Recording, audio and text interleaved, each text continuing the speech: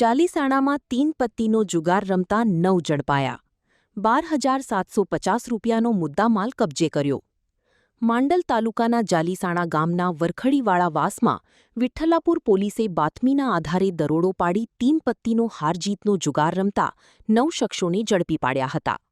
પોલીસે સ્થળ પરથી રોકડ સહિત કુલ 12,750 રૂપિયાનો મુદ્દામાલ કબજે કર્યો હતો.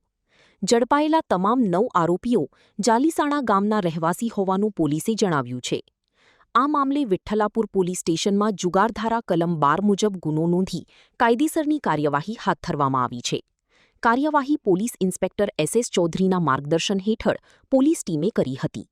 રિપોર્ટર મહેન્દ્ર ગજ્જર, માંડલ, અમદાવાદ.